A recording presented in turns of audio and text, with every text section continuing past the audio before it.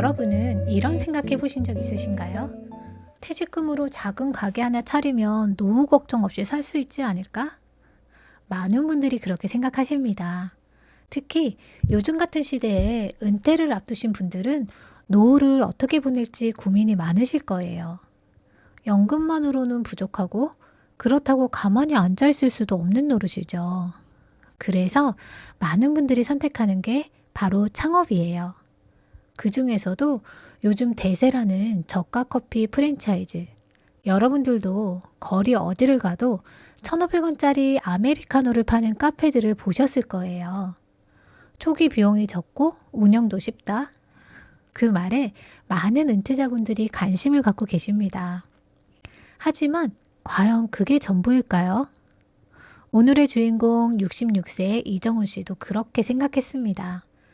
30년 직장 생활을 마치고 퇴직금 3억 5천만 원을 손에 쥔 그는 2억 원이 넘는 돈을 투자해서 저가 커피 프랜차이즈 매장을 열었어요. 그런데 매장을 문 연 지 1년 후 그의 통장에 남은 돈은 대출금을 갚고 나면 오히려 이자를 내야 되는 상황이 되었어요. 과연 무엇이 잘못된 걸까요? 그는 성실하게 일했습니다. 아내와 함께 매일 14시간씩 매장을 지켰고요. 주말 없이 쉬는 날도 일했습니다. 그런데 적자는 눈덩이처럼 불어났고 결국 아내는 과로로 쓰러졌어요. 오늘의 이야기는 퇴직금을 투자해 커피 프랜차이즈 창업에 도전했다가 모든 것을 잃을 뻔한 이정훈 씨의 이야기입니다. 하지만 이것은 단순히 실패담은 아니에요. 손절의 용기에 대한 이야기이며 노후에 진짜 중요한 게 무엇인지에 대한 깨달음의 이야기입니다. 자, 그럼 지금부터 이야기를 시작하겠습니다. 저는 중견 제조업체에서 성실하게 일했습니다. 아침 7시에 출근해서 저녁 8시에 퇴근하는 삶이 당연했습니다. 주말에도 종종 회사에 나갔고 명절에도 일할 때가 많았습니다. 승진도 제때 했고 직장에서 인정받는 직원이었습니다. 그렇게 살다 보니 어느덧 정년이 코앞이었습니다. 60대 중반, 회사에서는 정년퇴직 안내 공문을 보내왔습니다. 퇴직금은 3억 5천만 원, 30년 근속의 대가치고는 적지 않은 금액이었습니다. 하지만 기쁘지만은 않았습니다. 퇴직을 앞두고 가장 걱정된 건 역시 노후 생활이었습니다. 3억 5천만 원은 결코 작은 돈이 아니었지만 앞으로 20년, 어쩌면 30년을 살아가기엔 불안한 금액이었습니다. 국민연금은 한 달에 130만 원 정도 나올 예정이었고 아내도 연금이 조금 있었지만 그것만으로는 턱없이 부족했습니다.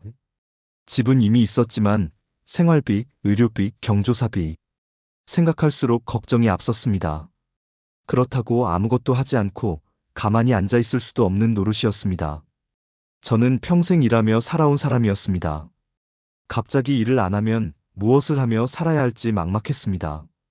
그때 고등학교 동창 모임이 있었습니다. 동창들도 비슷한 나이대라 은퇴를 앞두거나 이미 은퇴한 친구들이 많았습니다. 술자리에서 자연스럽게 노후 이야기가 나왔습니다.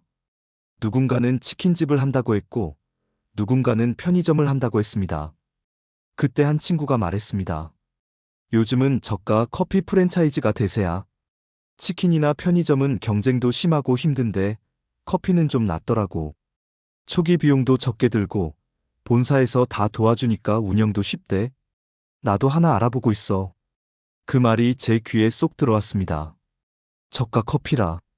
생각해보니 요즘 거리 어디를 가도 1,500원짜리 아메리카노를 파는 카페들이 즐비했습니다. 젊은 사람들은 물론이고 중장년층도 자주 찾는 것 같았습니다. 아침 출근길에 들고 가는 사람들, 점심시간에 한 잔씩 마시는 직장인들. 안정적인 수요가 있는 사업이라는 생각이 들었습니다. 집에 돌아와서 인터넷을 검색해봤습니다.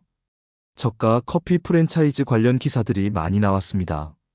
시장이 성장하고 있다는 내용, 은퇴자들에게 인기 있는 창업 아이템이라는 내용들이었습니다. 아내와도 상의했습니다. 여보, 커피 프랜차이즈 어때? 요즘 잘 된다는데. 아내는 조심스러워했습니다. 식당보다는 힘들지 않겠지만 장사라는 게 쉽겠어요? 본사에서 다 가르쳐 준대. 교육도 해주고 운영 매뉴얼도 다 있고.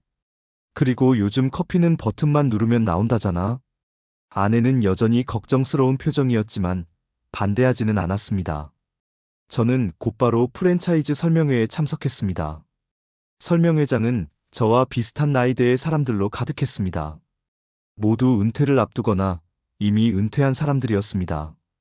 본사 직원은 젊고 활기가 있었고 아주 친절하게 설명해 주었습니다. 여러분, 요즘 커피 시장은 계속 성장하고 있습니다. 특히 저가 커피 시장은 매년 20% 이상 성장하고 있어요. 왜냐하면 소비자들이 합리적인 가격에 좋은 품질의 커피를 원하기 때문이죠. 화면에는 그래프와 통계 자료들이 나왔습니다. 설득력 있어 보였습니다. 저희 프랜차이즈는 초기 투자금이 1억 5천에서 2억 사이입니다. 이 금액에는 인테리어, 장비, 초기 원두와 부자재, 그리고 2주간의 교육까지 모두 포함되어 있습니다. 저는 메모를 하며 열심히 들었습니다. 월 로열티는 매출의 3%입니다. 광고비 분담금은 매출의 2%고요. 그리고 원두와 부자재는 본사에서 공급해 드립니다. 시중보다 저렴한 가격으로 공급하니까 걱정하지 않으셔도 됩니다. 질문 시간에 한 참가자가 손을 들었습니다. 하루에 얼마나 팔아야 손익분기점이 되나요? 본사 직원은 환하게 웃으며 대답했습니다. 좋은 질문이십니다. 평균적으로 하루 200잔 정도 파시면 충분히 수익이 나십니다. 요즘 같은 커피 시장에서 200잔은 어렵지 않아요. 저희 가맹점 평균이 하루 250잔 정도입니다.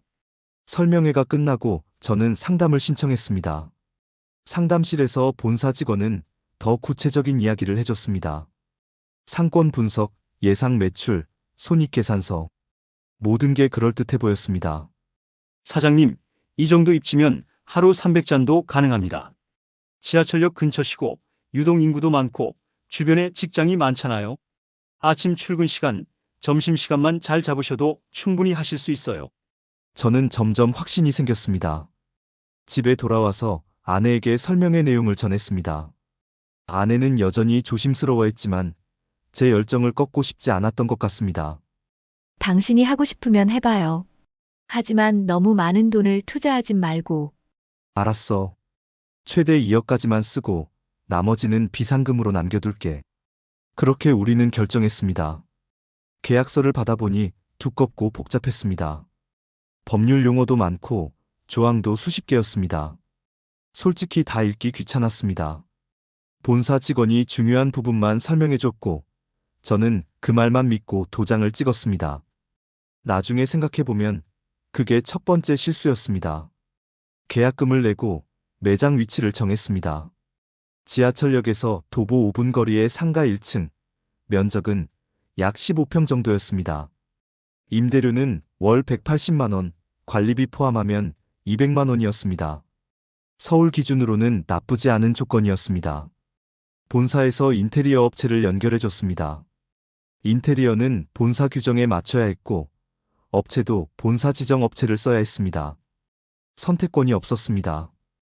인테리어가 시작됐습니다. 바닥 공사, 벽 도배, 조명 설치, 카운터 제작. 2주 만에 매장이 완성됐습니다. 깔끔하고 밝은 분위기였습니다. 저는 만족스러웠습니다. 장비가 들어왔습니다. 에스프레소 머신, 그라인더, 냉장고, 제빙기. 모든 게 새 것이었습니다. 본사에서 나온 기사님이 설치하고 사용법을 알려줬습니다. 그리고 2주간의 교육이 시작됐습니다. 본사 교육장에서 다른 예비 가맹점주들과 함께 교육을 받았습니다. 커피 추출 방법, 메뉴 만드는 법, POS 시스템 사용법, 위생관리, 고객응대. 배울 게 많았습니다. 처음엔 낯설고 어려웠지만 며칠 지나니 익숙해졌습니다. 생각보다 어렵지 않았습니다. 대부분 자동화되어 있었고 버튼만 잘 누르면 됐습니다. 교육이 끝나고 드디어 오픈 준비를 했습니다. 원두와 부자재가 배송됐습니다. 본사에서 공급하는 물품들이었습니다. 컵, 빨대, 냅킨, 시럽, 우유. 필요한 모든 것이 한 번에 왔습니다. 오픈 날짜를 잡았습니다. 2주 뒤 월요일 날씨도 좋았고 길일이었습니다. 오픈 전날 밤, 저는 설레고 떨렸습니다. 30년 직장 생활을 마치고 시작하는 제 사업. 비록 작은 커피 가게지만 이게 제 제2의 인생이 될 거라고 믿었습니다. 오픈 당일 아침 8시에 매장 문을 열었습니다. 오픈 이벤트로 아메리카노를 1,000원에 판다고 현수막을 걸었습니다. SNS에도 홍보 글을 올렸습니다. 첫 손님은 중년 남성분이었는데 새로 오픈했네요. 번창하세요라며 커피를 사가셨습니다. 제 생애 첫 매출 1,000원이었지만 그렇게 뿌듯할 수가 없었습니다. 그날 하루 손님이 꽤 많이 들어왔습니다. 오픈 이벤트 때문인지 호기심 때문인지 사람들이 들어와서 커피를 사갔습니다. 하루 매출이 50만 원을 넘었습니다. 약 300잔을 판 셈이었습니다. 저는 희망을 느꼈습니다. 이 정도면 충분히 할 만하다고 생각했습니다. 하지만 이벤트가 끝나자 상황은 달라졌습니다. 일주일 후부터 매출이 뚝 떨어지기 시작했습니다. 하루 40만 원, 30만 원. 평일은 더 심했습니다. 10만 원대로 떨어지는 날도 있었습니다. 커피 한 잔에 1,500원이니까 하루 10만 원이면 약 65잔밖에 안 팔리는 겁니다. 본사에서 말한 200잔의 3분의 1 수준이었습니다. 저는 당황했지만 아직 초반이니까 그럴 수 있다고 생각했습니다. 시간이 지나면 단골이 생기고 입소문이 나면 손님이 늘어날 거라고 믿었습니다. 그렇게 한 달이 지났습니다. 첫 달 정산서를 받아본 순간 저는 큰 충격을 받았습니다. 매출은 한 달에 약 550만 원이었습니다. 하루 평균 18만 원 정도, 약 120잔을 판 셈이었습니다. 본사에서 말한 200잔에는 한참 못 미치는 숫자였습니다. 하지만 더 큰 문제는 비용이었습니다. 먼저 원두 납품비가 120만 원이었습니다. 본사에서 공급하는 원두 가격이 생각보다 비쌌습니다. 시중에서 사는 것보다 거의 1.5배 정도 비쌌습니다. 하지만 계약서에 본사 지정 업체에서만 구매라는 조항이 있어서 선택권이 없었습니다. 부자재 비용이 40만 원이었습니다. 컵, 빨대, 냅킨, 시럽. 이것들도 본사에서만 사야 했고 가격이 저렴하지 않았습니다. 로열티는 매출의 3%라고 했지만 계약서를 자세히 보니 최소 로열티 조항이 있었습니다. 매출이 적어도 최소 15만 원은 내야 했습니다. 광고비 분담금도 마찬가지였습니다. 최소 10만 원이었습니다. 임대료는 월 180만 원, 관리비가 20만 원이었습니다. 전기세와 수도세를 합치면 약 25만 원이었습니다. 커피 머신을 하루 종일 켜두고 냉장고와 제빙기를 돌리다 보니 전기요금이 만만치 않았습니다. 인건비는 아내와 제가 직접 운영하니까 들지 않았지만 주말에는 손님이 많아서 아르바이트생을 한 명 써야 했습니다. 주말 이틀 하루 8시간씩 월 8회면 약 40만 원이었습니다. 그 외에 잡비용 청소용품, 쓰레기 봉투, 수리비 등이 약 15만 원 정도 나갔습니다. 모두 합치면 월 고정비가 455만 원이었습니다. 매출 550만 원에서 이걸 빼면 95만 원밖에 남지 않았습니다. 그것도 저희 부부의 인건비를 전혀 계산하지 않은 금액이었습니다. 만약 저희 인건비를 최저임금으로라도 계산하면 하루 14시간씩 한 달 30일이라면 대략 500만 원 정도였습니다. 결국 매달 400만 원 이상 적자를 보고 있는 셈이었습니다. 저는 믿을 수 없었습니다. 이게 말이 되나 싶었습니다. 본사에 전화를 걸었습니다. 매출이 생각보다 안 나옵니다. 고정비가 너무 많이 나가는데 어떻게 해야 할까요? 본사 담당자는 친절하게 답했습니다. 사장님, 초반에는 다들 그렇습니다. 아직 매장이 알려지지 않아서 그래요. 홍보를 더 하셔야 해요. SNS 마케팅도 해보시고 전단지도 돌리시고요. 그리고 신메뉴 프로모션도 진행해보세요. 본사에서 지원해 드릴게요. 신메뉴 프로모션이라는 게 결국 또 돈을 쓰라는 얘기였습니다. 새로운 시럽과 재료를 본사에서 사야 했고 홍보물 제작 비용도 제가 부담해야 했습니다. 추가로 약 80만 원이 들어갔습니다. 그래도 저는 포기할 수 없었습니다. 이미 2억 원을 투자한 상태였습니다. 여기서 그만둘 수는 없었습니다. 조금만 더 노력하면, 조금만 더 버티면 뭔가 달라질 거라고 생각했습니다. 매출을 올리기 위해 전단지를 5,000장 인쇄해서 주변 상가와 아파트에 돌렸습니다. 인스타그램과 페이스북에 광고도 집행했습니다. 추가로 100만 원이 넘게 들어갔습니다. 효과는 미미했습니다. 매출이 하루 23만 원 정도 올랐지만 광고비를 생각하면 손해였습니다. 결국 평균 매출은 하루 20만 원 선에서 정체됐습니다. 더 큰 문제는 경쟁이었습니다. 오픈하고 3개월쯤 지났을 때 저희 매장에서 불과 300m 떨어진 곳에 같은 브랜드의 다른 매장이 오픈했습니다. 같은 프랜차이즈인데 이렇게 가까운 곳에 매장을 내다니 저는 본사에 항해 전화를 걸었습니다. 이게 말이 됩니까? 같은 브랜드끼리 경쟁하라는 겁니까? 상권 보호는 안 해주십니까? 본사 답변은 차갑고 단호했습니다. 사장님, 계약서 14조를 확인해 보시면 상권 보호 조항은 없습니다. 본사는 수익성 있는 곳이면 어디든 출점할 수 있습니다. 이미 계약서에 동의하셨잖아요. 저는 할 말이 없었습니다. 계약서를 제대로 읽지 않은 제 잘못이었습니다. 그 순간 저는 깨달았습니다. 본사는 가맹점주의 수익을 보장하지 않는다는 것을, 오히려 많은 매장을 내서 로열티와 원두 납품으로 수익을 내는 게 본사의 비즈니스 모델이라는 것을, 개별 가맹점주가 돈을 벌든 말든 본사는 상관없었습니다.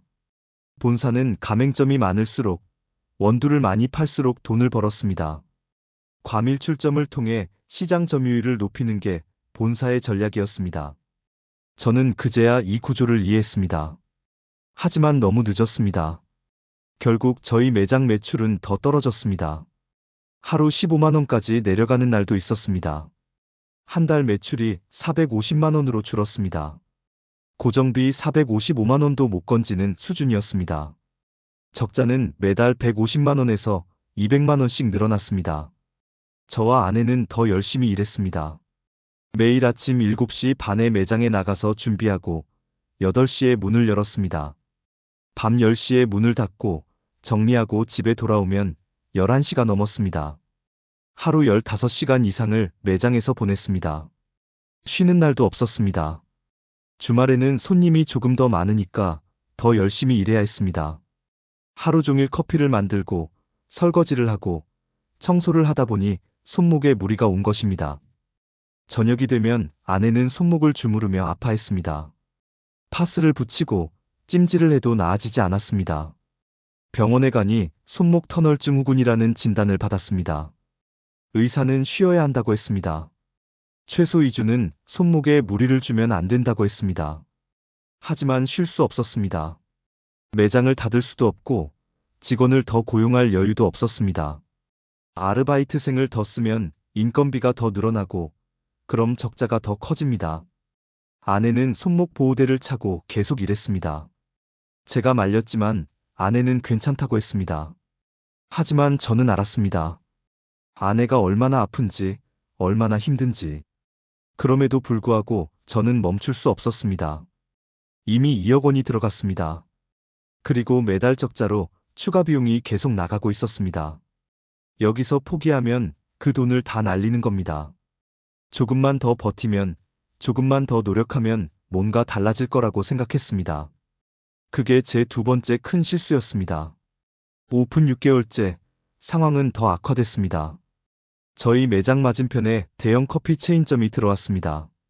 스타벅스는 아니었지만 그래도 전국적으로 알려진 브랜드였습니다. 인테리어도 좋고 좌석도 넓고 메뉴도 다양했습니다. 손님들은 차라리 조금 더 내고 그쪽에 가는 걸 택했습니다. 특히 젊은 손님들은 저희 매장에 거의 오지 않았습니다. 저희 매장은 테이크아웃 위주라 앉을 자리도 5개밖에 없었고 분위기도 별로였습니다. 저희 매장 매출은 하루 평균 12만 원까지 떨어졌습니다. 한 달에 360만 원, 고정비 455만 원에 한참 못 미치는 금액이었습니다. 매달 100만 원 이상의 적자가 계속됐습니다. 오픈하고 8개월째, 저는 누적 적자를 계산해 봤습니다. 초기 투자금 2억 원, 거기에 매달 평균 120만 원씩 적자가 났으니 8개월이면 약 960만 원, 추가로 쓴 홍보비와 프로모션 비용이 약 300만 원, 그리고 운영 중에 갑자기 고장난 장비 수리비 등 잡비용이 약 200만 원. 합치면 이미 2억 1,500만 원이 들어간 상태였습니다. 퇴직금 3억 5천만 원 중 이미 절반 이상을 쓴 셈이었습니다. 그런데도 상황은 나아지지 않았습니다. 오히려 더 나빠졌습니다. 매출은 계속 떨어졌고 고정비는 그대로였습니다. 임대료, 관리비, 로열티, 원두 납품비. 이것들은 매출과 상관없이 매달 똑같이 나갔습니다. 저는 점점 불안해졌습니다. 밤에 잠을 제대로 잘 수 없었습니다. 잠자리에 들어도 계속 계산기를 두드렸습니다. 어떻게 하면 매출을 올릴 수 있을까? 어떻게 하면 손익분기점을 넘을 수 있을까? 하지만 답이 나오지 않았습니다. 아내도 지쳐갔습니다. 손목은 점점 더 아파졌고 얼굴에는 늘 피곤함이 가득했습니다. 체중도 5kg 이상 빠졌습니다. 제대로 먹지도 못하고 서서 일만 하니 몸이 상할 수밖에 없었습니다. 그래도 저는 멈출 수 없었습니다. 이미 2억이 넘게 들어갔는데 여기서 포기할 수 없어. 조금만 더, 조금만 더. 그 생각만 머릿속을 맴돌았습니다. 경제학에서는 이걸 매몰 비용의 오류라고 부른답니다. 이미 투자한 돈을 아까워해서 손실이 더 커지는 걸 알면서도 계속 붙잡고 있는 심리. 저는 그 함정에 완전히 빠져 있었습니다. 오픈 10개월째 결정적인 사건이 일어났습니다. 그날도 평범한 수요일이었습니다. 손님이 별로 없는 오후 시간, 아내는 매장 뒤편에서 설거지를 하고 있었습니다. 저는 카운터에서 정산서를 보고 있었습니다. 갑자기 뒤에서 쿵 하는 소리가 들렸습니다. 뒤돌아보니 아내가 바닥에 쓰러져 있었습니다. 손에 들고 있던 컵들이 바닥에 흩어져 있었고 아내는 그 위에 주저앉아 있었습니다. 여보, 괜찮아? 저는 황급히 달려갔습니다. 아내는 얼굴이 새하얗게 질려 있었고 식은땀을 흘리고 있었습니다. 손으로 가슴을 움켜쥐고 있었습니다. 저는 즉시 119에 전화를 걸었습니다. 손이 떨려서 번호를 누르기도 힘들었습니다. 여보세요? 아내가 갑자기 쓰러졌습니다. 숨을 못 쉬어요. 빨리 와주세요. 구급차가 도착할 때까지 5분이 걸렸지만 그 5분이 5시간처럼 느껴졌습니다. 저는 아내 손을 꼭 잡고 계속 말했습니다. 괜찮아. 곧 병원 가면 괜찮아질 거야. 하지만 아내 눈에는 고통이 가득했습니다. 구급차가 도착했고 아내는 들것에 실려갔습니다. 저도 함께 구급차에 탔습니다. 매장 문도 제대로 잠그지 못했습니다. 그냥 급하게 잠시 후 돌아옵니다라는 팻말만 걸어두고 나왔습니다. 응급실에서 검사를 받았습니다. 의사는 심각한 표정으로 말했습니다. 과로와 극심한 스트레스로 인한 탈진 상태입니다. 혈압도 상당히 높고 영양 불균형도 심각합니다. 당분간 절대 안정이 필요합니다. 의사는 아내 손목도 살폈습니다. 손목 상태도 상당히 악화됐네요. 이 정도면 수술을 고려해야 할 수도 있습니다. 계속 무리하신 거죠? 저는 고개를 끄덕일 수밖에 없었습니다. 당분간 최소 한 달은 손목에 무리를 주면 안 됩니다. 그리고 쉬셔야 합니다. 이대로 계속 무리하시면 더 큰 문제가 생길 수 있습니다. 아내는 그날 입원했습니다. 병원 침대에 누운 아내를 보며 저는 눈물이 났습니다. 30년을 함께 살아온 아내, 제가 하고 싶다는 사업을 묵묵히 도와준 아내, 그 아내를 이렇게 만든 건 다름 아닌 저였습니다. 아내는 아무 말도 하지 않았습니다. 하지만 그 눈빛이 제게 말하고 있었습니다. 이제 그만해요. 제발. 저는 아내 손을 잡고 말했습니다. 미안해. 정말 미안해. 하지만 그 말 뒤에 그만하겠다는 말은 나오지 않았습니다. 아직도 저는 포기할 수 없었습니다. 이미 2억이 넘게 들어갔는데 여기서 그만두면 그 돈을 다 날리는 겁니다. 그날 밤 집에 돌아와서 혼자 매장을 정리했습니다. 아내 없이 혼자서 매장을 운영해야 한다는 생각에 막막했습니다. 다음 날부터 저는 혼자서 매장을 열었습니다. 아침 8시부터 밤 10시까지 14시간을 혼자서 버텼습니다. 커피를 만들고 계산하고 설거지하고 청소하고 모든 걸 혼자 해야 했습니다. 손님이 몰리는 시간에는 정신이 없었습니다. 주문을 받고 커피를 만들고 계산하고 동시에 여러 가지를 해야 했습니다. 실수도 많이 나왔습니다. 주문을 잘못 받거나 커피를 잘못 만들거나 일주일 정도 혼자 버텨보니 도저히 안 되겠다는 생각이 들었습니다. 아르바이트생을 더 구해야 했습니다. 평일 오전과 저녁 시간에 각각 4시간씩 일할 사람, 주말에 풀타임으로 일할 사람. 구인 광고를 냈고 2명을 고용했습니다. 인건비가 대폭 늘어났습니다. 한 달에 약 150만 원 추가로 나가게 됐습니다. 그럼 고정비가 600만 원이 넘는 겁니다. 매출은 한 달에 400만 원도 안 되는데 적자는 매달 200만 원 이상으로 늘어났습니다. 그때 아들이 찾아왔습니다. 아들은 30대 중반으로 결혼해서 따로 살고 있었습니다. 어머니가 입원했다는 소식을 듣고 달려온 것입니다. 병원에서 아내를 보고 난 아들은 곧바로 매장으로 저를 찾아왔습니다. 표정이 심각했습니다. 아버지, 이제 그만하셔야 해요. 저는 커피를 만들면서 대답했습니다. 뭘 그만해? 이 매장요. 어머니 상태 보셨잖아요. 이렇게 계속하시면 어머니뿐만 아니라 아버지까지 쓰러지세요. 아직 포기할 수 없다. 조금만 더 하면. 아들은 제 팔을 잡고 매장 밖으로 끌고 나갔습니다. 그리고 강하게 말했습니다. 조금만 더 하면 뭐가 달라져요. 벌써 몇 달째 이러시는 거예요. 저는 할 말이 없었습니다. 아들은 계속 말했습니다. 아버지, 현실을 보세요. 이미 1년 가까이 하셨잖아요. 상황이 나아졌어요? 매출이 늘었어요? 적자가 줄었어요? 그래도 그래도 뭐예요? 이미 투자한 돈이 아깝다고요? 그 돈은 이미 없어진 거예요. 인정하셔야 해요. 여기서 더 하면 더 잃어요.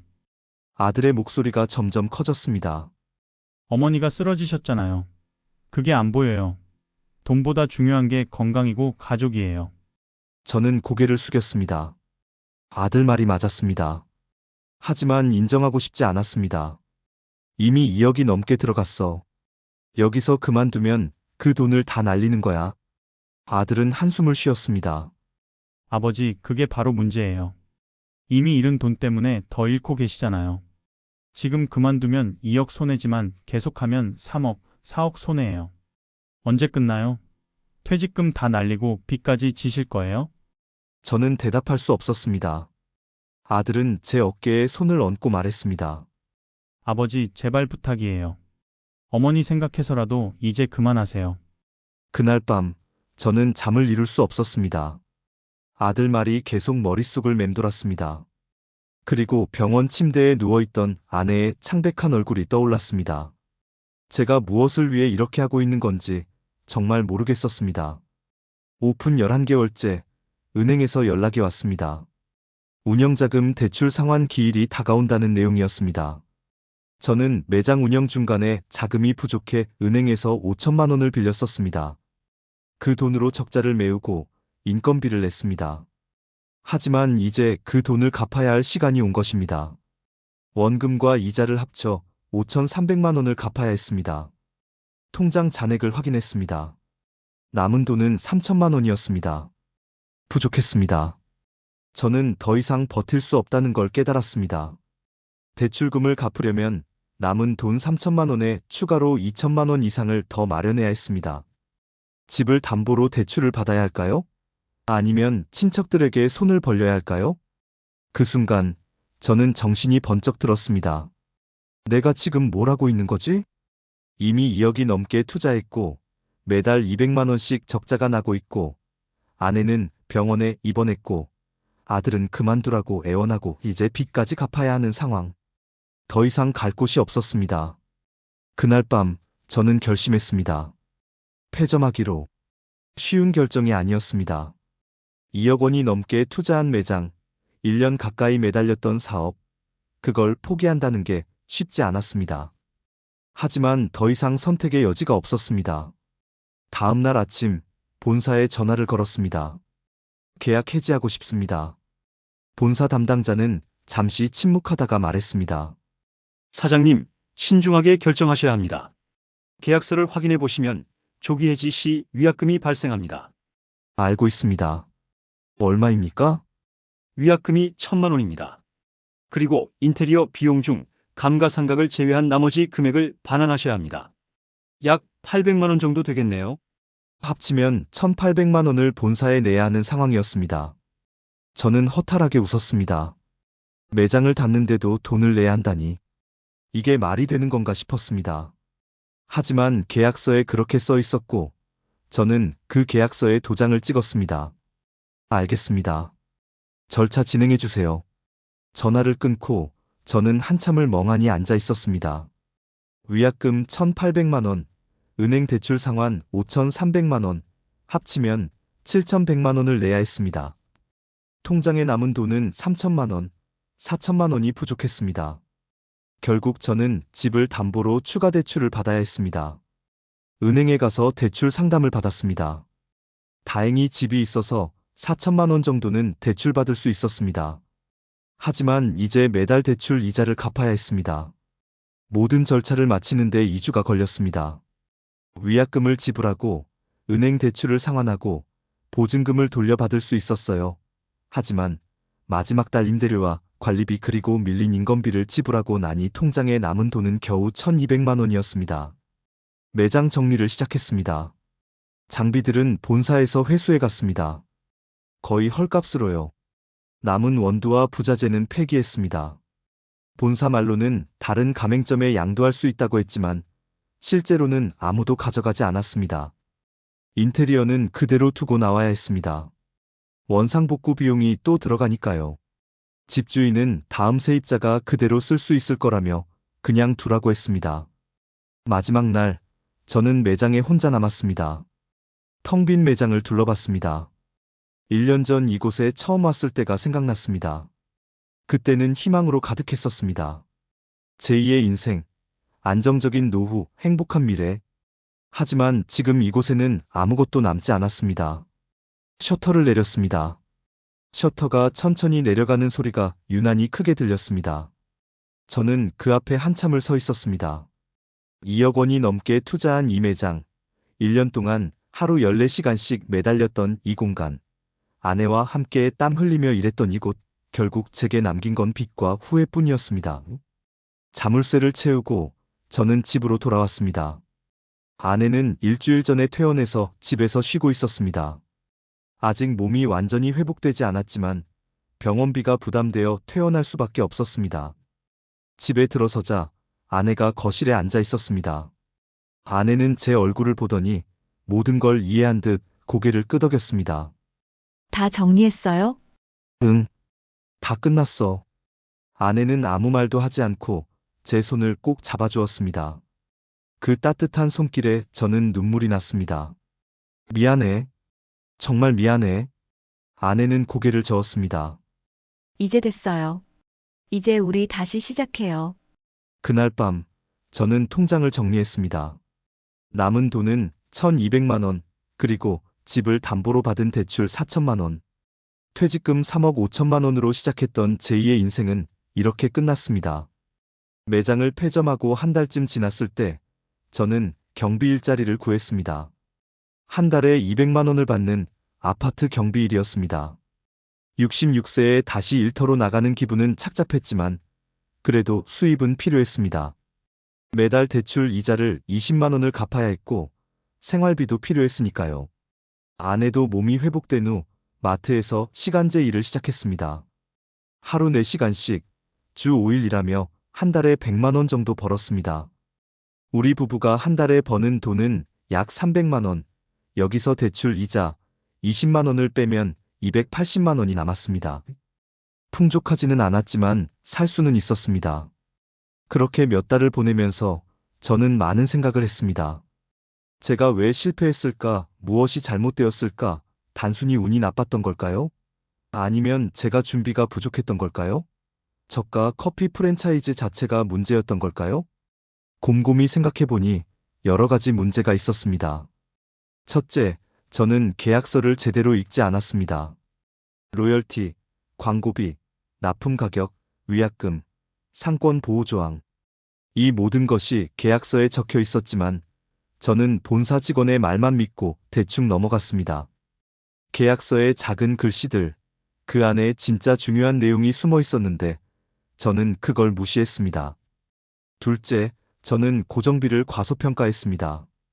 본사에서는 하루 200잔만 팔면 수익 난다고 했지만 실제로 계산해 보니 300잔 이상 팔아야 겨우 본전이었습니다. 원두 납품가, 로열티, 광고비, 임대료, 인건비 이것들을 다 합치면 고정비가 엄청났습니다. 그런데 저는 오픈 전에 이걸 제대로 계산하지 않았습니다. 셋째, 저는 경쟁을 제대로 파악하지 않았습니다. 같은 브랜드 매장이 300m 거리에 생길 수 있다는 것, 대형 체인점과 경쟁해야 한다는 것, 이미 시장이 포화 상태라는 것, 이런 것들을 미리 알았어야 했습니다. 하지만 저는 본사의 장밋빛 전망만 믿었습니다. 넷째, 그리고 가장 큰 문제, 저는 매몰 비용의 함정에 빠졌습니다. 2억 원을 투자했다는 이유만으로 저는 계속 붙잡고 있었습니다. 이미 들어간 돈을 아까워하며 조금만 더 하면 회수할 수 있을 거라고 믿었습니다. 하지만 그건 착각이었습니다. 적자가 나는 사업은 시간이 지날수록 더 큰 적자를 만듭니다. 조기에 손절하는 게 오히려 덜 잃는 길입니다. 하지만 저는 그걸 받아들이지 못했습니다. 3개월째 적자를 보면서도 6개월째 적자를 보면서도 심지어 아내가 쓰러졌을 때도 저는 멈추지 못했습니다. 왜냐하면 이미 2억을 넣었는데라는 생각이 제 판단을 흐렸기 때문입니다. 다섯째, 저는 프랜차이즈 본사의 비즈니스 모델을 이해하지 못했습니다. 저가 프랜차이즈는 본사에게 유리한 구조입니다. 본사는 많은 매장을 내서 로열티와 원두 납품으로 수익을 냅니다. 개별 가맹점주가 돈을 벌든 말든 본사는 상관없습니다. 오히려 과밀 출점을 통해 시장 점유율을 높이는 게 본사의 전략입니다. 본사는 가맹점이 많을수록 원두를 많이 팔수록 돈을 멉니다. 가맹점주의 성공이 아니라 가맹점의 수가 본사의 목표인 것입니다. 저는 그걸 몰랐습니다. 아니, 알려고 하지 않았습니다. 그리고 가장 중요한 것, 저는 가족의 건강과 행복보다 돈을 먼저 생각했습니다. 아내가 손목이 아프다고 신호를 보냈을 때 저는 그걸 무시했습니다. 아들이 그만두라고 했을 때도 귀를 막았습니다. 오직 이미 투자한 돈을 회수해야 한다는 생각만 했습니다. 결국 제가 지키려고 했던 2억 원은 사라졌고 그 과정에서 가족의 건강과 신뢰까지 잃을 뻔했습니다. 폐점하고 반년쯤 지났을 때 우연히 은퇴자 모임 공지를 보게 됐습니다. 지역 주민센터에서 은퇴자들을 위한 상담 프로그램을 운영하는데 상담 봉사자를 모집한다는 내용이었습니다. 자신의 경험을 바탕으로 다른 은퇴자들에게 조언을 해주는 역할이었습니다. 저는 신청했습니다. 처음엔 제 실패 경험을 남들에게 이야기한다는 게 부끄러웠습니다. 하지만 곧 깨달았습니다. 제 실패가 다른 사람들에게는 값진 교훈이 될 수 있다는 것을. 봉사활동을 시작하고 저는 저와 비슷한 상황의 사람들을 많이 만났습니다. 60대 초반에 퇴직금을 받고 창업을 고민하는 분들, 프랜차이즈 설명회에 다녀왔다는 분들, 이미 가게를 시작했지만 적자로 고민하는 분들. 그분들을 만나면 저는 제 이야기를 들려줍니다. 저는 퇴직금 3억 5천만 원을 모두 잃었습니다. 단 1년 만에요.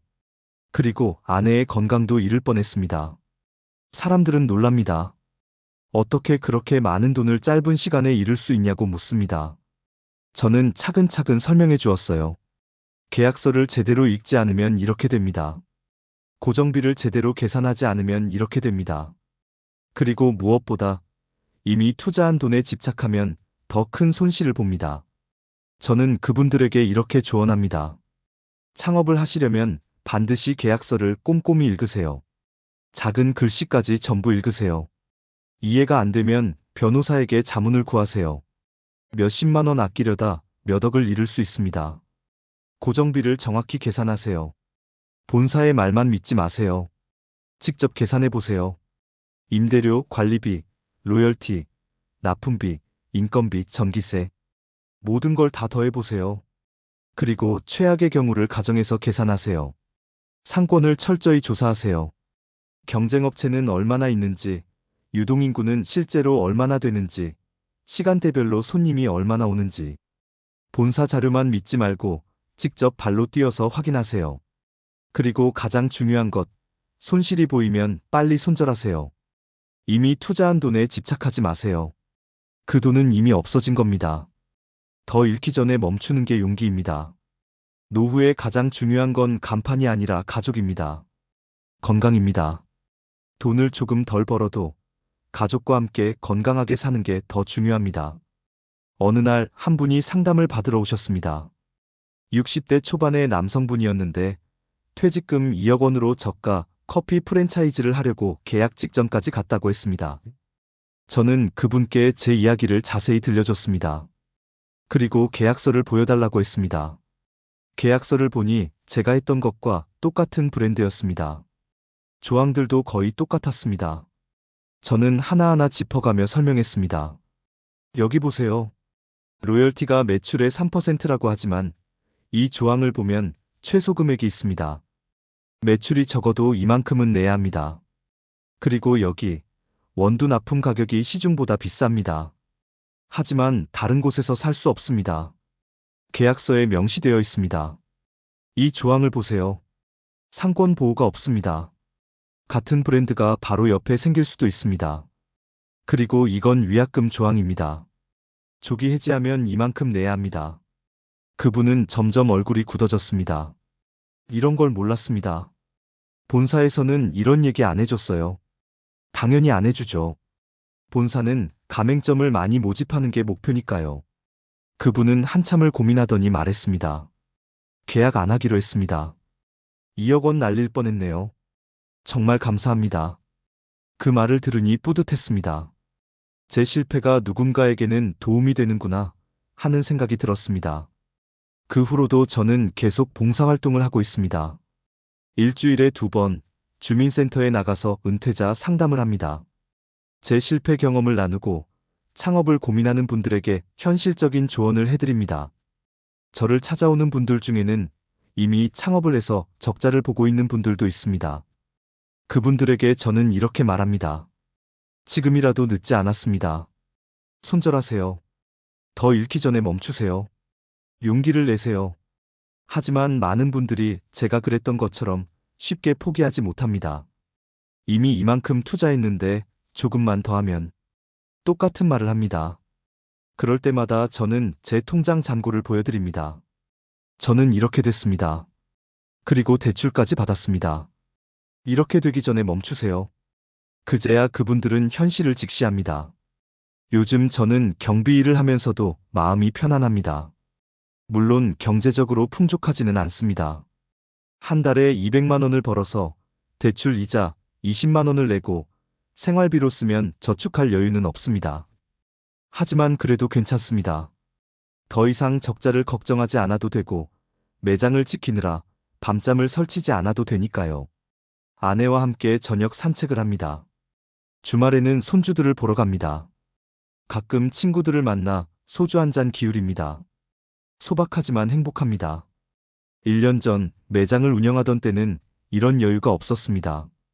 매일 아침 일찍 일어나서 매장 가고 밤늦게 돌아오고 주말도 없이 일하고 돈은 계속 빠져나가고 스트레스는 쌓이고 가족과의 시간은 사라졌습니다. 지금 생각하면 그때가 진짜 가난한 때였습니다. 어느 철학자는 이런 말을 남겼습니다.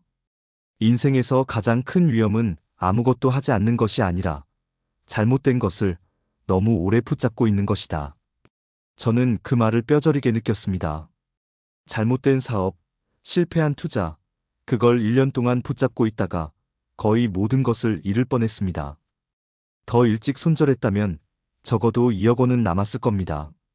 아내도 쓰러지지 않았을 겁니다. 이미 지나간 일입니다. 중요한 건 지금, 그리고 앞으로입니다. 하지만 그 덕분에 저는 진짜 중요한 게 뭔지 알게 됐습니다. 노후에 중요한 건 큰 돈이 아니라 안정적인 작은 수입입니다. 화려한 간판이 아니라 건강한 몸입니다. 성공한 사업가가 되는 것이 아니라 가족과 함께 웃을 수 있는 평범한 일상입니다. 저는 이제 66세 경비 아저씨입니다. 대단한 사람은 아닙니다. 하지만 행복합니다. 매일 아침 아내와 함께 커피를 마십니다. 저녁에는 함께 산책을 합니다. 매장을 지키느라 못했던 산책, 이제는 매일 합니다. 가끔 주말에 아들네 집에 가서 손주들과 놉니다. 손주들이 할아버지 하고 달려올 때 그게 세상에서 가장 큰 행복입니다. 돈은 적게 벌지만 시간은 많습니다. 건강도 지키고 있습니다. 가족과의 관계도 회복됐습니다. 이게 진짜 은퇴 후의 삶이구나 하고 느낍니다. 때로는 포기하는 것도 용기입니다. 손절하는 것도 지혜입니다. 실패를 인정하는 것도 성장입니다. 저는 3억 원을 잃었지만 더 큰 걸 얻었습니다. 가족의 소중함, 건강의 가치, 그리고 진짜 행복이 무엇인지에 대한 깨달음. 지금 저는 행복합니다. 이정훈 씨 이야기 어떻게 들으셨나요? 은퇴 후 창업은 많은 분들이 꿈꾸는 제2의 인생이에요. 특히 요즘처럼 평균 수명이 길어지면서 60대는 이제 노후가 아니라 새로운 시작이라고들 합니다. 하지만 그 시작이 잘못된 방향이면 남은 인생 전체가 흔들릴 수 있어요. 정은 씨의 이야기에서 우리가 배울 수 있는 교훈은 무엇일까요? 첫째, 계약서를 반드시 꼼꼼히 읽어야 합니다. 특히 작은 글씨 조항 하나하나가 중요해요. 이해가 안 되면 전문가들의 도움을 받으셔야 돼요. 둘째, 프랜차이즈 본사의 말만 믿지 마세요. 그들은 가맹점을 모집하는 게 목표예요. 장밋빛 전망만 믿지 말고 직접 발로 뛰어서 확인하세요. 실제 가맹점주들만 만나보셔도 그 이야기를 들어보실 수 있어요. 셋째, 고정비를 정확히 계산하세요. 본사에서 제시하는 숫자가 아니라 최악의 경우를 가정한 숫자를 계산하셔야 돼요. 매출이 예상의 절반밖에 안 나와도 버틸 수 있는지를 확인하셔야 됩니다. 넷째, 그리고 가장 중요한 건 손실이 보이면 빨리 손절하세요. 이미 투자한 돈에 집착하지 마시고 더 잃기 전에 멈추는 게 진짜 용기입니다. 다섯째, 노후에 가장 중요한 건 돈이 아니라 가족의 건강입니다. 큰 돈을 벌려다 건강을 잃고 가족을 잃으면 그게 무슨 의미가 있을까요? 정은 씨는 3억 원이 넘는 돈을 잃었어요. 하지만 그 과정에서 값진 교훈을 얻었습니다. 그리고 교훈을 다른 은퇴자들에게 나누며 새로운 삶을 살고 계십니다. 그는 이제 더 이상 실패한 창업자가 아닙니다. 자신의 경험으로 다른 사람들을 돕는 의미 있는 삶을 사는 분이에요. 때로는 실패가 우리의 더 나은 곳으로 이끌기도 합니다. 중요한 건 실패에서 배우고 다시 일어서는 것입니다. 여러분은 어떻게 생각하시나요? 은퇴 후 창업을 준비 중이시라면 오늘 이야기에서 어떤 점을 배우셨나요? 은퇴 후 창업 현실에 대해 나누고 싶은 이야기가 있으신가요? 댓글로 여러분들의 생각과 경험을 나눠주세요. 여러분의 이야기는 다른 많은 분들에게 도움이 될 수 있습니다. 정훈 씨가 자신의 실패를 나누며 다른 사람들을 돕고 있는 것처럼 여러분의 경험도 누군가에게는 소중한 조언이 될 수 있습니다. 오늘 영상에 도움이 되셨다면 좋아요와 구독도 부탁드려요. 그리고 주변에 은퇴를 앞두고 창업 고민을 하시는 분이 계시다면 이 영상을 꼭 공유해 주세요. 여러분의 노후가 행복하고 안전하기를, 그리고 가족과 건강이 함께하기를 진심으로 바랍니다. 감사합니다.